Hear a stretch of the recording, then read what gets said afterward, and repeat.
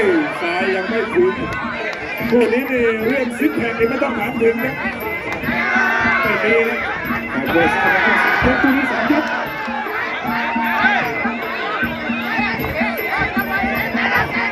ทางด้านซุปเปอร์บิ๊กนี่มาเก็บตัวซ้อมอยู่กับค่ายมวยสิทธิ์ภูเพนะปกติเลยถ้าไม่มาซ้อมนี่เขาพอดีอยู่ในตึกสปงนั่นแหละเป็นหัวหน้าที่ตึกสปงถือว่าโชคดีไปมาซ้อมมวยห้อยนวลเป็นยังไงเนาะห้อยนวลเนาะซุปเปอร์บิ๊กไม่งั้นอาจจะโดนตึกถล่มครับมาซ้อมอยู่กับค่ายมวยสิทธิ์ภูเพก็เลยรอดไปส่วนน้องเป็นก็จากนนทูลครับลูกศิษย์ของสารวัตรเองคุณดูแล้วนี่ถ้าเป็นผู้หญิงนี่น่าจะท้องประมาณ6 เดือนหรือ7 เดือน6-7 เดือนประมาณนี้เอา3 ยกนะเต็มที่เวลามีน้อยเอาใกล้เรื่องเอาใกล้ซ้ายน้ำเป็นขวานะครับโอ้ในขวากระแทกไปก่อนเลยเอาใกล้เรื่องเอาใกล้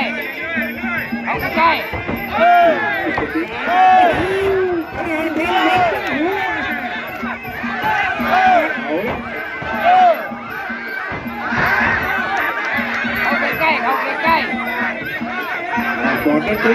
เข้าใกล้อันด้วยดิสนุก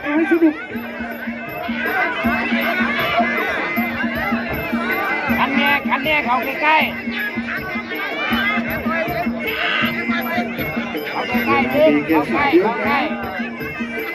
ยกนี่มันต้องเดินเล่นหมดยกที่1 หมดยกที่1คู่ต่อไปก็เบิ่งรวมสวมใส่เตรียมไว้พร้อมครับวีรชาญกับทางด้านของธีรพัฒน์ไปกับที่13แล้วก็ตามติดด้วยทองเลี้ยงเหล้าโบรัชตพัฒน์กับปราบปรามนายห้อยวัวงามเตรียมไว้พร้อมครับตัวโบสวมใส่ทัศพลเป็นประยุทธ์เหนือเมฆ1 สร้างโอนแล้วก็จบลงที่พญาเต่ากับเพชรชิงชัยดีครับตอนนี้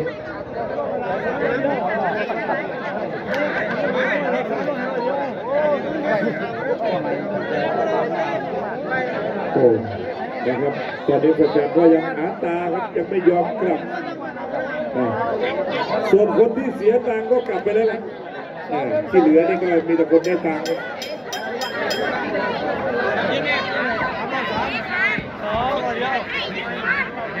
เสือใหญ่เองก็ได้เพชรบูรพาเยอะเลย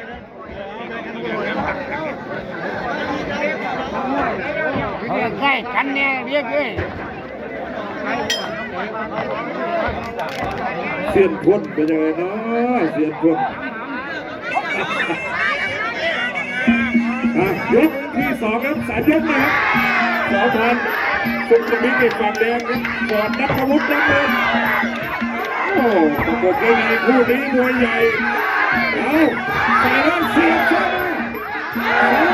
ขวาขึ้นซ้ายขวาไปเอาเละเข้าไปไม่ต้องถอยตาจ้องตาครับสายตาก็ต้องมอง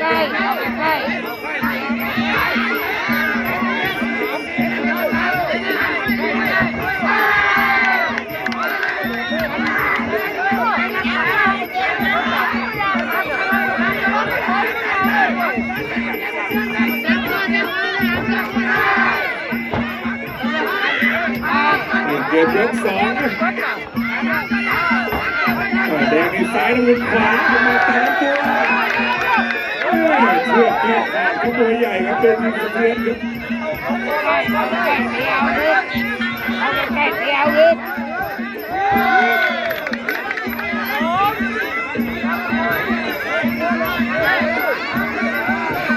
ออกแนวออกครับยก2แล้วแค่3 ยก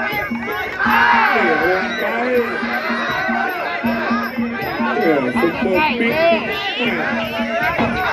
ตุ่มตัวทุกการมาดูถึงยกคู่นี้การตกลงนี่ไม่ต้องกลัวแต่ยังไม่ถึงสุดนี้ไปแล้วไม่ออกไม่มีคะแนนนะ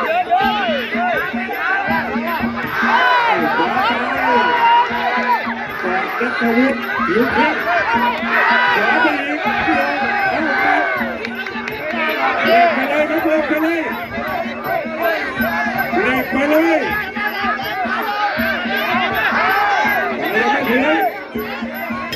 หมดยกสองโอ้เหลืออีกนิดนึง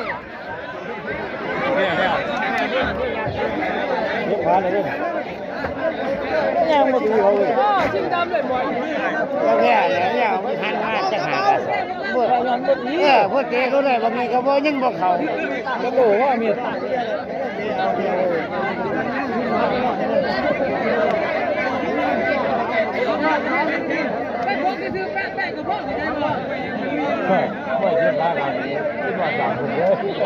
ชอราชวัฒน์ผู้บรรยายด้วยชอราชวัฒน์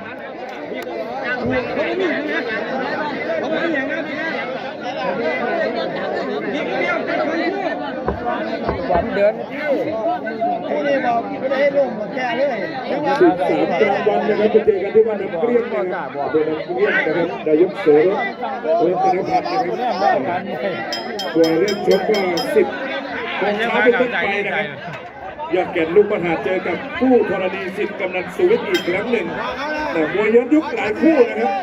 ชกกลางวันนะครับท่านที่ไปกลางคืนนี่ไม่เจอกันนะครับตั้งแต่กลางวันครับ10 โมงเช้าเป็นต้นไปนะครับงานควบเลยเรียกงานควบเลย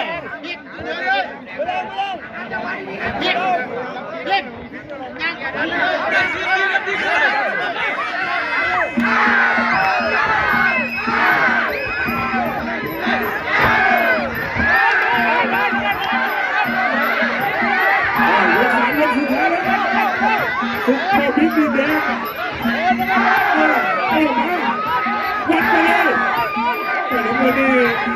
ก่อนนัทวุฒิ2,000ปัดเอาปัดเดินให้สุดไปอยู่ที่เสียงนะครับ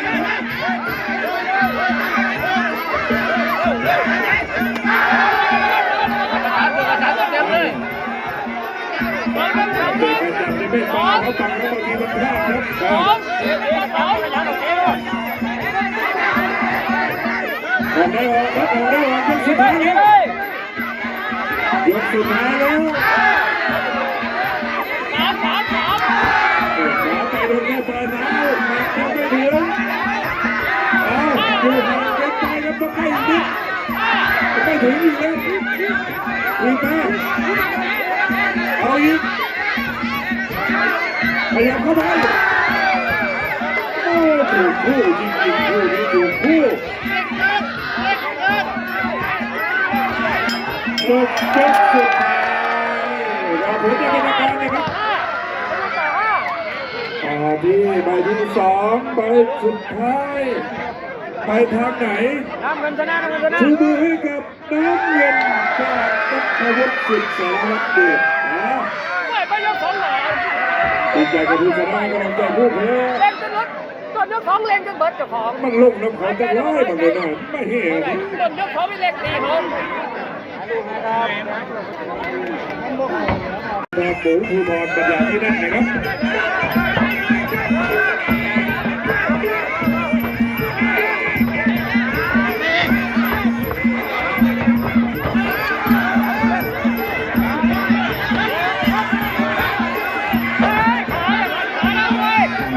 ต่อมารับหน้าให้สับด้วยศอกขวาบนเพชรต่อแล้วตีเข้าขวาเอายกที่3ในเปิดเกมสนุกนะท้าดวลชวนแรกกันนะท้าดวลชวนแรกกันนะวันพิเศษ35,000อย่าดีเยอะอย่าถอยเยอะนะยก3แล้วแดงไม่คิดเอาเตะไม่ฟาวเตะไม่ฟาวแล้วสอบไปครับต่อน้อยเขาไม่ได้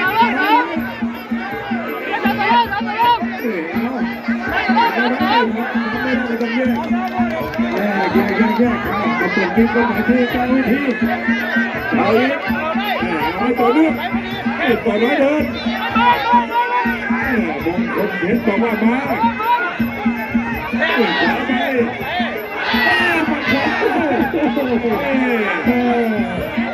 ต่อน้อยครับเลยมันตามตัวไม่ถึงสองมันขึ้นโอเค แยกขวามือขวามือ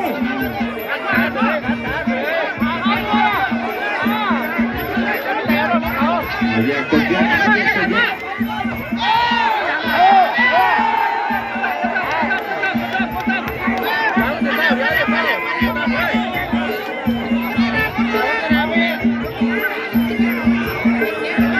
เอาไม่ออกครับ15,000พี่เลี้ยงฝั่งแดงลงด้วยพี่เลี้ยงฝั่งแดงลงด้วย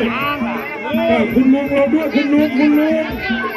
เดี๋ยวมันจะเป็นพลาดเดี๋ยวคุณจะโดนนะครับลงให้สนิทครับลงให้สนิทเอาแล้วลงนี้เดี๋ยวเขาไปชมกันแถมกินเราเลยลงคุณลุงอันตราย ต่อไปไม่เสร็จแล้วขวาตรงไปขวาอยู่ได้อยู่ต่อได้ดูดูสีบดา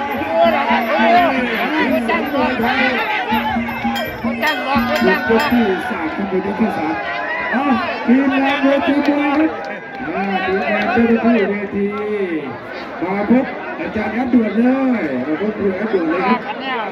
ที่ตัวเบิกเมืองที่ตัวเบิกเมืองไม่รู้ว่าไปอยู่ตรงไหนของสนามแล้วแต่บอลเยอะไม่เกินแต่บอลเยอะไม่เกินมาพบครูจัดการให้มาพบครูแอดด้วย พ่อพานน้ำเกลือครับพบเสียน้อยด้วยนะครับหลังผู้บรรยายครับพ่อพานเต็มที่นวดน้ำมวยใช่ไหมคือบอกกินเหล่าเด้อบอกกินเหล่าเด้อ คู่ต่อไปโกโก้ซุปเปอร์เบียร์แจ้งยอดครับโกโก้ซุปเปอร์เบียร์แล้วก็จะมาที่ฉลามเพชรกับธนาคู่นี้อาจารย์รุ่งได้ข่าวมาหลายหมื่นเลยนะ เรียกยอดกันมาเลยครับเดิมพันมาวางด้วยนะครับเดิมพันมาวางด้วย คู่ฉลามเพชรกับธนาเนี่ยบอกว่าอยู่ข้างนอกนี่เมื่อกี้นี่50,000แล้วโอ้ไปเลขครึ่งแสนแล้วแล้วก็คู่เล็กๆที่จะกันจากนี้ก็ให้พร้อมนะมีรางวัลพิเศษแจ้งด้วยโกโก้กับซุปเปอร์เบียร์ในพิกัด46 กิโลกรัมนี่ก็ที่จะคัดจากคู่นี้แล้วก็จะได้ดูคู่ฉลามเพชรกับธนา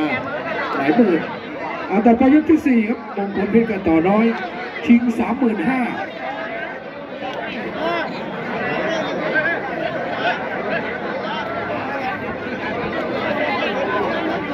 ทีมงานดูทีมมวยอาจารย์แอดสันติชัยเก็บสังกะสีเลยครับเก็บสังกะสีเลย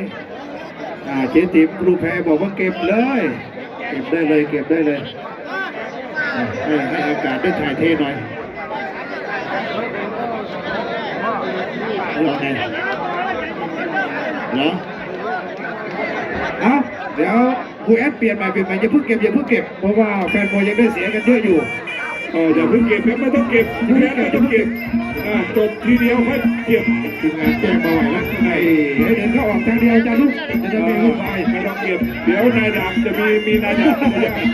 มีนายดาวเกิดขึ้นแล้วก็ยุ่งนะเด็กแล้วก็แฟร์ครับ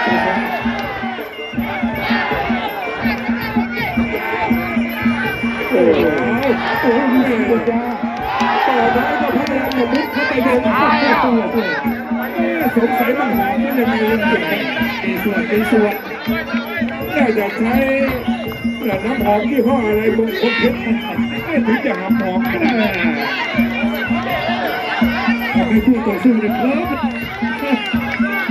แต่ยั่วตลอดนะโอ้โห35,000ช่วงสงกรานต์นี่ก็คงจะงดตัดไม้ยูคาไปหลายวันมีส่วนถ้าผ่านไฟนี้ไปได้ต้องตามไปที่ต่อน้อยแล้วแต่ยังไม่ยกที่ 4แล้วนะยกที่ 4แล้ว35,000ด้วยต่อน้อยว่ายังไงอยู่ห่างเราก็รู้ไม่ถึงนะต้องการแลกกล้าลุยมงคลเพชรนี่รออยู่แล้วโอ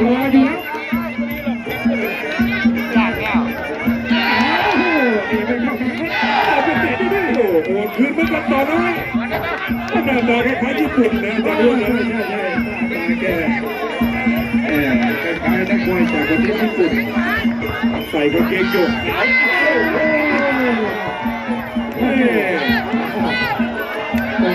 ลึกแล้วไม่ไหวนะครับแค่สมควร ในงานทำแล้วคุณหมอในงานทำแล้วสองนิด